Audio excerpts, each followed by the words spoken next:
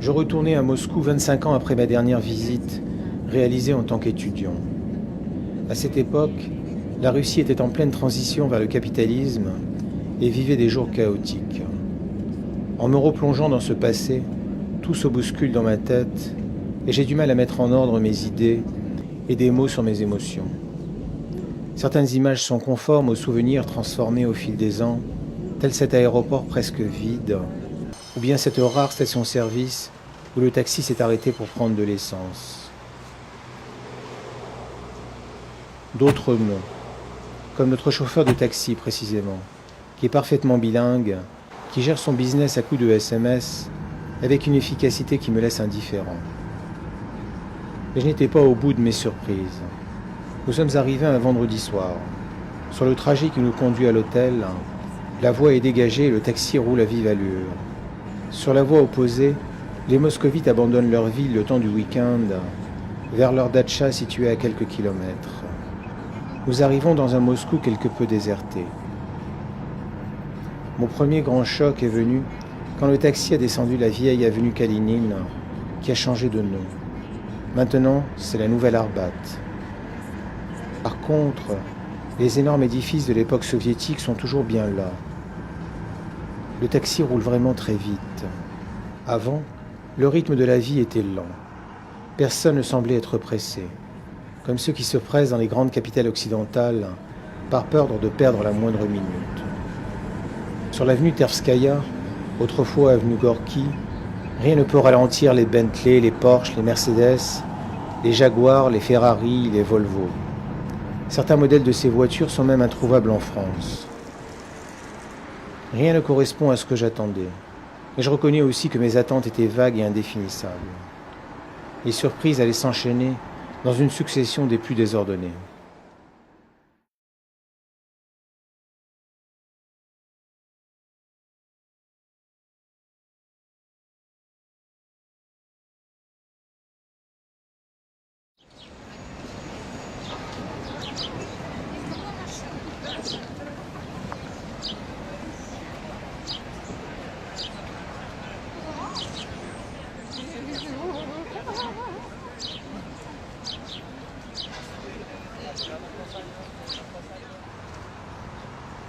« 25 ans ont passé depuis ma dernière visite du mausolée de Lénine, alors que l'URSS était en pleine désintégration.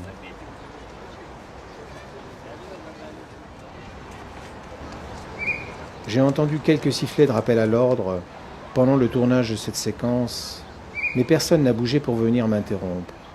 Impensable il y a 25 ans.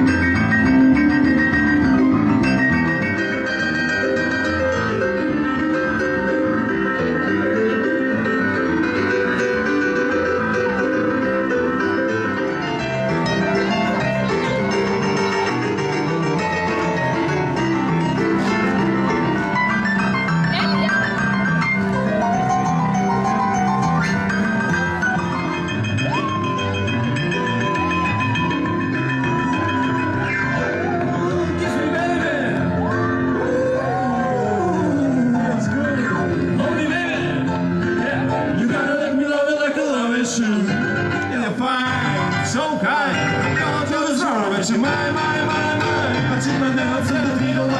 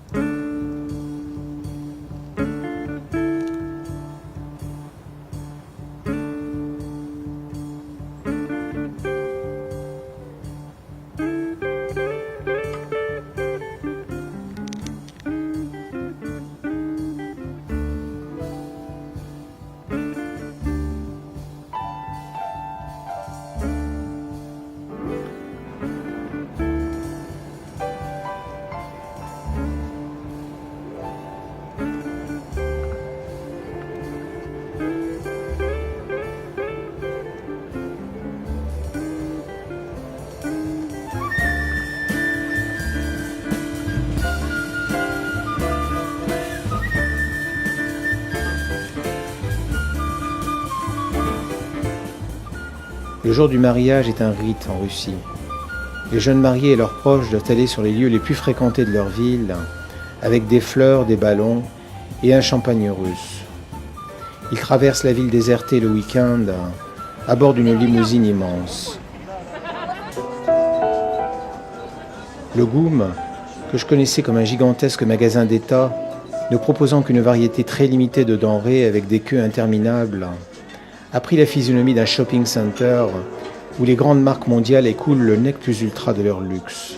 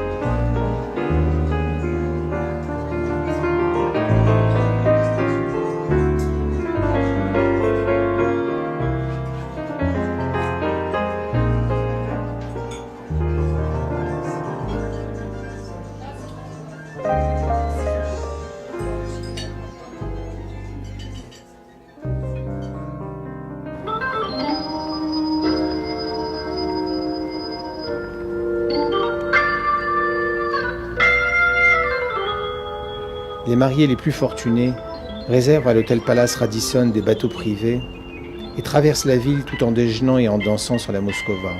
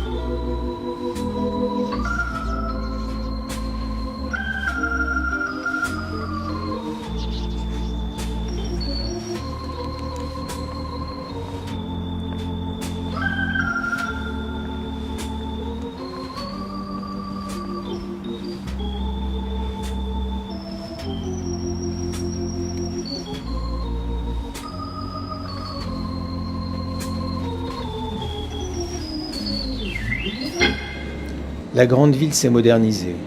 Elle a acquis la physionomie d'une capitale européenne cosmopolite, où tout au long de la journée, le mouvement des individus est permanent et dans toutes les directions en même temps. La circulation des véhicules est hallucinante à certaines heures. Le métro, qui s'était dégradé dans les années d'Eltsine, a retrouvé toute sa splendeur et sa propreté. Moscou est devenue une capitale bien plus propre que Paris ou Rome. Mais elle est recouverte d'un invisible voile de tristesse. Ces nouvelles images ont écrasé les précédentes, devenues trop vagues et indéfinies avec le temps. Après 24 heures, une certaine familiarité avec ce nouveau Moscou s'est installée en moi, et je ne saurais jamais plus si je suis venu retrouver le Moscou de la Russie ou celui de l'URSS.